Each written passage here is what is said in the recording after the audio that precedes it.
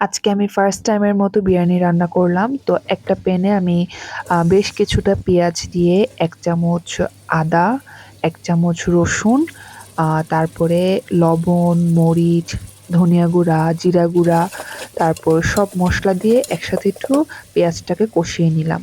তারপর এখানে টমেটোর সস দিলাম পরিমাণ মতো। তারপরে বিরিয়ানির যে মসলা ছিল সেটা আমি অর্ধেক প্যাকেটের থেকে আরেকটু কম দিয়ে ভালো করে মসলাটা কষিয়ে নিয়েছি। তারপর যখন মসলার মধ্যে তেলটা ভেসে উঠেছে তখনই আমি এর মধ্যে গরুর মাংসগুলো দিয়ে ভালো করে নেড়েচেড়ে কিছুক্ষণ রান্না করে নিলাম। তারপর একটা টমেটো একেবারে কুচি করে আ সেটা দিয়ে দিলাম যাতে করে হচ্ছে টমেটোটা একদম গলে না যায়। আমি খুবই সহজভাবে যতটা সম্ভব রান্না করার চেষ্টা করেছি।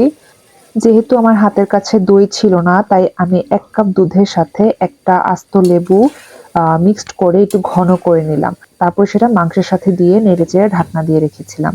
এতে করে খুবই সুন্দর একটা স্মেল আসে এবং মাংসের পুরো টেস্টটাই ডিফারেন্ট হয়ে গিয়েছিল। এরপর আগে থেকে ভিজিয়ে রাখা চাল ভালো করে ধুয়ে সেটা সেই মাংসের সাথে মিশিয়ে নিলাম।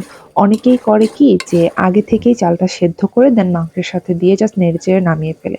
বাট যেহেতু আমি একদম সহজভাবে করতে চেয়েছিলাম এবং আমার হাতে সময়ও কম ছিল, তাই আমি মাংসের সাথে চালটা কষিয়ে তারপরে সেটার সাথে পরিমাণ মতো পানি দিয়ে কিছুটা কাঁচামরিচ দিয়ে তারপরে ঢাকনা দিয়ে রেখেছিলাম। দেন ব্যাস হয়ে গেল আমার সহজ বিরিয়ানি রেসিপি, যেটা আপনারা এনি টাইম ঘরে যা আছে তাই দিয়েই করে নিতে পারেন। সেম ভাবে মুরগির মাংস দিয়েও বিরিয়ানিটা করা যায়।